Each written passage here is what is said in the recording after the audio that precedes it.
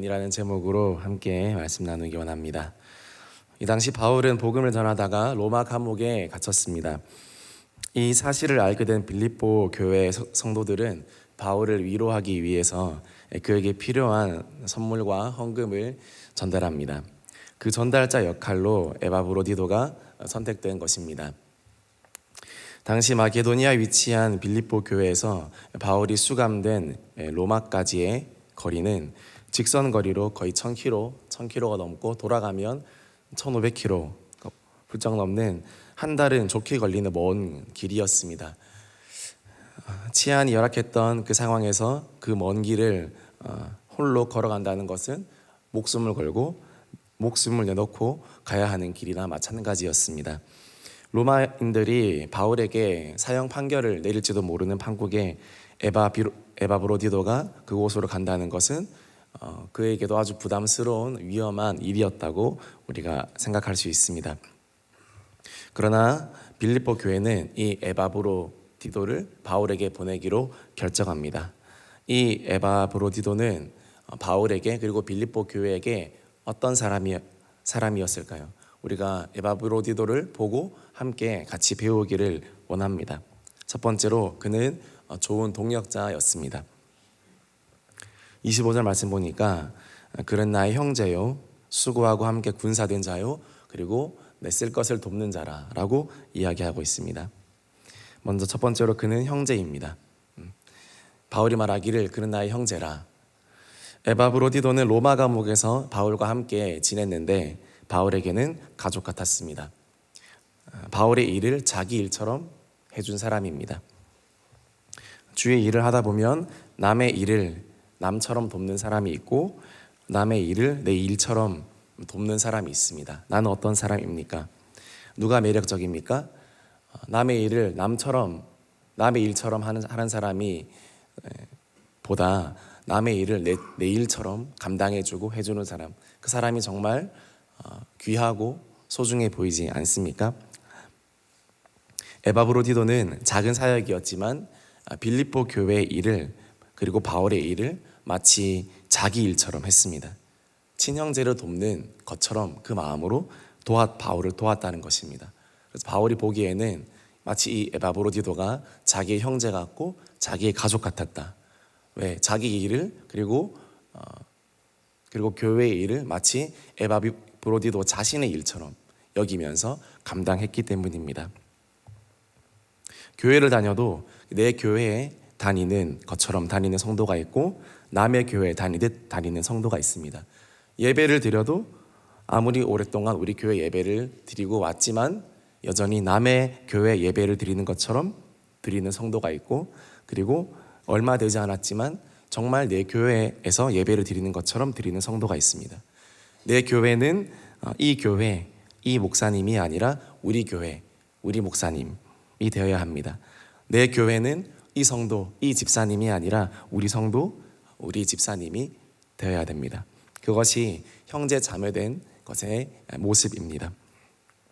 나는 어떻습니까? 나는 누구에게나 그리고 교회에나 내 성도에게나 그리고 목회자들에게나 언제나 내 교회, 내 형제처럼 가족처럼 그렇게 같이 지내고 있습니까? 아니면 여전히 남처럼 가족같이 않게 그렇게 지내고 있습니까? 에바브로디도는 형제 같았습니다. 자기 일처럼 모든 것을 감당했습니다. 주의 일을 또 하나님의 사람을 돕는 일을 또 교회를 섬기는 일을 자기 일처럼 했다는 것입니다. 그렇게 바울이 보기에 이 에바브로디도는 너무 형제 같았습니다. 이것이 에바브로디도의 모습이었다는 것입니다. 우리도 이런 모습으로 하나님의 사람을 섬기고 또 교회를 섬기고 또 하나님을 섬기는 저와 여러분이 되어지기를 소망합니다. 두 번째로 에바브로디도는 바울이 보기에 군사 같았습니다. 그는 뭐라 말합니까? 수고하고 함께 군사된 자요.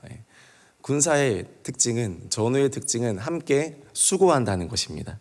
에바브로디도는 형제를 넘어서서 바울과 동역하는 군사였습니다. 바울과 에바브로 사이에는 이 전우회 같은 것이 있었다는 것입니다. 함께 감옥에 갇히고 같이 그 변변찮은 밥을 먹고 변변찮은 이불을 덮고 자면서 그 추위와 그 더움을 같이 나누는 그 바울과 에바브로디도는 이미 형제를 넘어서서 전우애를 느끼는 그런 군사처럼 되었다는 것입니다. 이것이 동역자 간에 서로 느껴야 할 감정이라는 것입니다. 바울과 에바브로디도는 함께 그리스도의 복음을 전하는 군사로 어려움을 헤쳐나갔습니다. 군인은 같이 죽고 같이 삽니다. 한 명이 다치면 한 명이 업고 갑니다.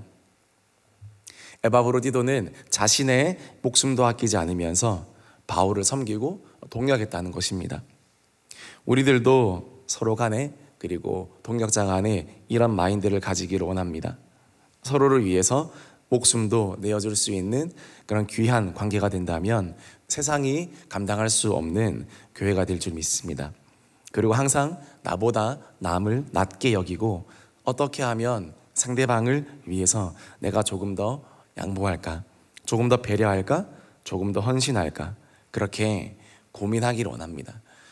서로 그것이 바로 전우회로서 또 동역자로서의 모습이 된다는 것입니다.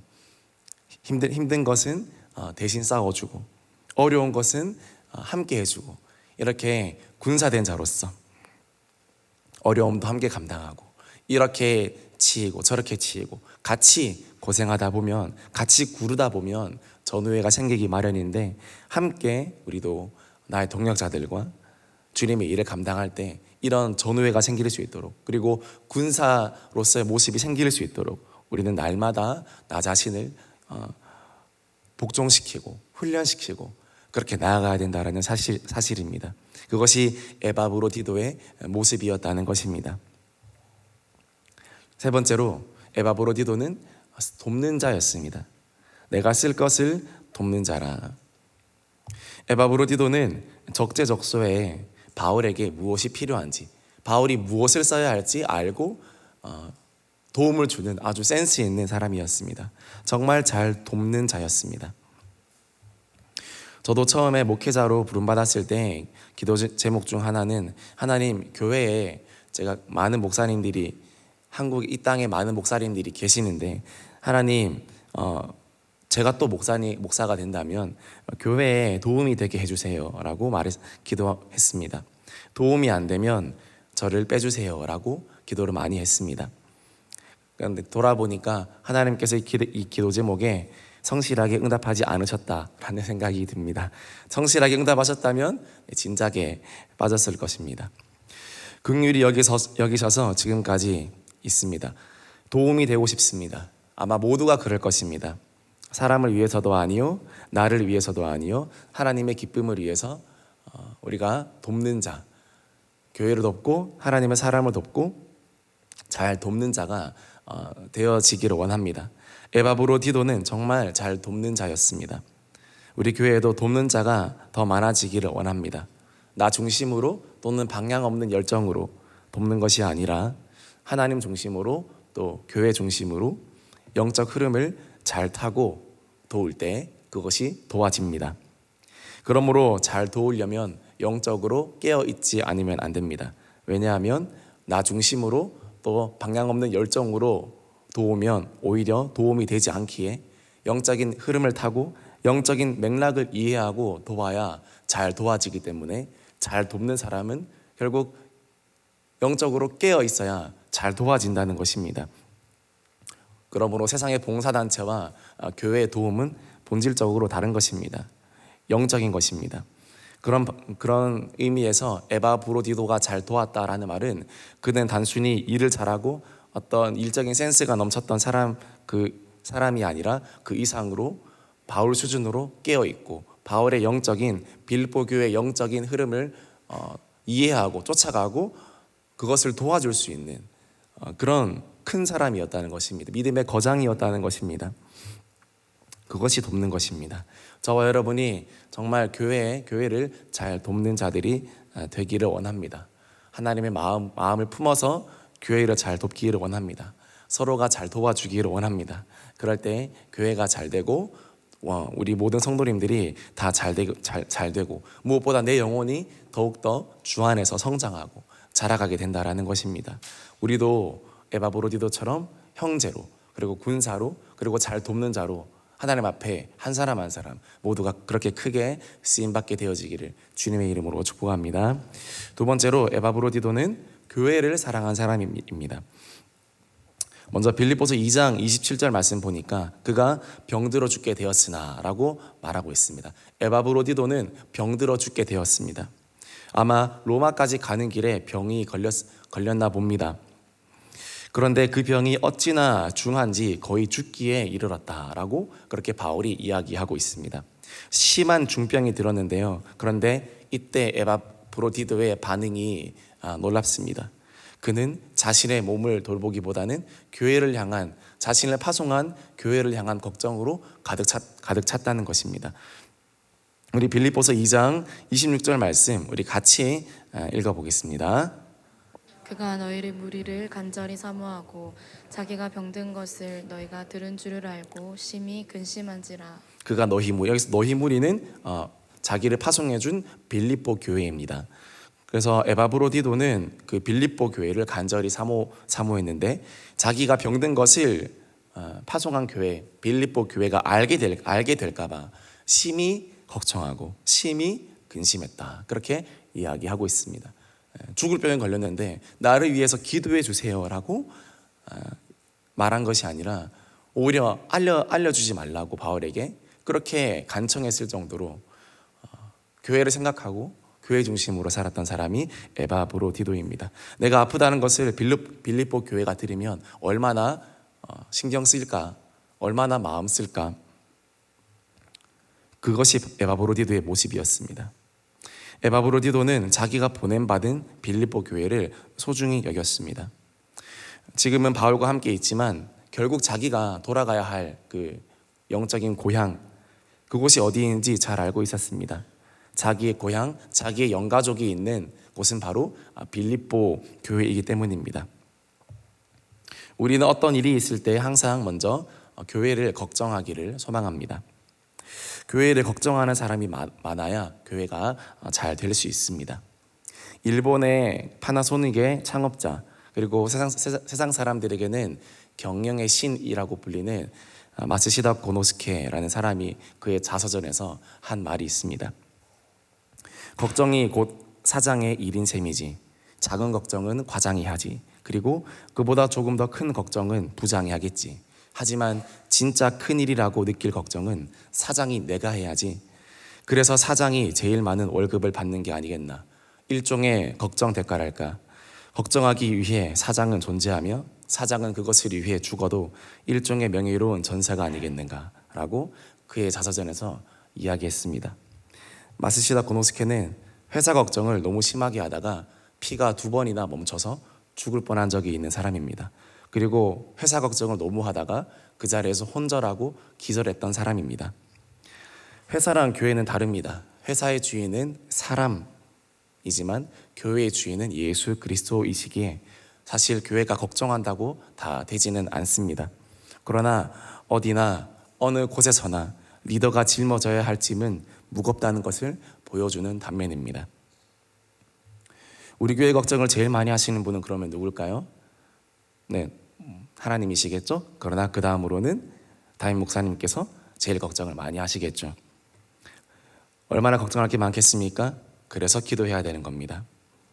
그리고 교회의 지도자들, 그리고 리더들, 교회를 섬기는 리더로 계시는 모든 분들, 중직자분들, 교회를 위해서 걱정하고 가장 먼저 기도해야 될 책임이 있다는 것입니다.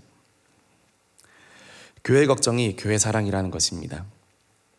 물론 우리 모두의 염려와 걱정을 주께 맡겨야 되지만 맡기는 것도 걱정이 있어야 맡길 수 있는 것이기에 우리는 걱정하며 기도하며 또 맡길 것은 맡기며 그렇게 섬겨야 되는 것입니다. 그래서 교회를 위해서 걱정하고 염려하는 것은 어쩌면 바울의 주된 관심사이기도 했습니다. 내가 날마다 너희를 위하여 근심하노니 또는 걱정하노니 내가 너희들에게 마음을 쓰노니 이것은 바울의 서신서에서 심심치 않게 찾아볼 수 있는 바울의 고백입니다. 오늘 에바브로디도도 그렇게 빌립보 교회를 걱정하면서 사랑했습니다. 우리도 더욱 교회를 생각하고 하나님의 일을 걱정하며 기도하는 성도들이 많아지기를 소망합니다. 그것이 에바브로디도의 교회 사랑이었습니다. 나는 무엇을 걱정합니까? 나는 내 것은 좋은 자그마한 문제만 생겨도 너무나 신경 쓰이고 걱정이 되지만 교회에는 큰일 큰 문제가 생겨도 별로 걱정이 가지 않습니까? 그렇다면 나를 돌아보고 우리가 회개해야 되는 것입니다. 결국 교회가 잘 돼야 내가 잘 되는 것이고 우리 가정이 잘 되는 것이고 이 나라가 잘 되는 것이고 하나님 나라가 잘 되는 겁니다. 교회는 만물을 충만케 하는 능력이라 했습니다. 만물 안에 모든 것이 들어갑니다. 만물 안에 내가 들어가고 우리 가정이 들어가고 내 자녀가 들어가고 이 나라가 들어가고 이 땅이 들어가고 온 우주가 들어갑니다. 그러니까 교회가 잘 돼야 다른 모든 것이 충만케 되어진다는 것입니다. 교회가 공급원이기 때문입니다. 그래서 우리가 이 교회를 소중히 여기면서 하나님의 교회가 잘 되도록, 대형교회가 잘 되도록, 또 이 땅의 교회가 잘 되도록 우리가 기도하면서 더욱더 심겨 기도로 심는 그런 은혜가 있게 되어지기를 소망합니다. 마지막 세 번째로 에바브로디도는 헌신의 사람이었습니다. 우리 빌립보서 2장 30절 말씀 같이 읽어보겠습니다. 그가 그리스도의 일을 위하여 죽기에 이르러도 자기 목숨을 돌보지 아니한 것은 나를 섬기는 너희의 일에 부족함을 채우려 함이니라. 그리스도의 일을 위하여 죽기에 이르러도 자기 목숨을 돌보지 아니한 것은 나를 섬기는 너희의 일에 부족함을 채우려 함이니라. 그가 그리스도의 일, 그러니까 복음 사역을 감당할 때에 자기 목숨을 돌보지 아니했다고 합니다. 그 이유가 무엇입니까? 30절 말씀 후반절 보니까 나를 섬기는 너희의 일에 부족함을 채우려 함이니라. 부족함, 지금 자기가 건강도 없고 힘도 없는 제일 부족한 상태인데도 불구하고 자기의 부족함을 채우기는커녕 교회의 부족함을 채우기 위해서 하나님의 사역이 부족해질까 봐 자신을 갈아서 넣었다는 것입니다. 빌립보 교회가 에바브로디도를 통해서 바울을 섬기기로 작정했는데 그 일에 에바브로디도는 다 헌신하고 쏟아 부은 것입니다.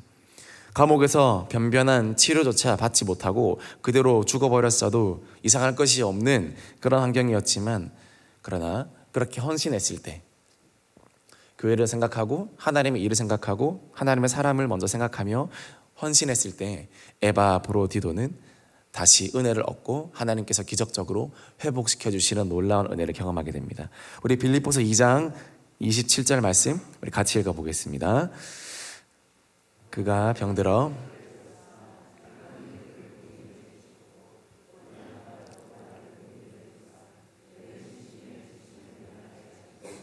하나님께서는 이런 헌신적인 에바브로디도를 회복시키셔서 결국 바울도 빌립보 교회도 모두 근심에서 벗어나게 하셨습니다. 결국 해피엔딩으로 마무리하게 하십니다. 그리고 바울은 이 에바브로디도를 다시 빌립보 교회로 돌려보내고 에바브로디도를 기쁨으로 영접하고 또 존귀하게 대접하라 그렇게 이야기하고 있습니다. 우리 빌립보서 2장 제가 읽겠습니다. 28절에서 29절 그러므로 내가 더욱 급히 그를 보낸 것은 너희로 그를 다시 보고 기뻐하게 하며 내 근심도 덜려함이니라. 이러므로 너희가 주 안에서 모든 기쁨으로 그를 영접하고 또 이와 같은 자들을 존귀히 여기라. 바울이 이 마음을 쓰는 것입니다. 사실 에바브로디도가 한 일이 생각보다 많이 없습니다. 아픈 일이 아팠던 날이 대부분이었거든요. 그러니까 다시 돌아가면 빌립보 교회에서 혹시 에바브로디도를 핀잔 줄까봐 너 가서 그냥 아프기만 하다 돌아왔구나 라고 생각할까봐 바울이 이 에바브로디도를 열심히 변호하는 것입니다.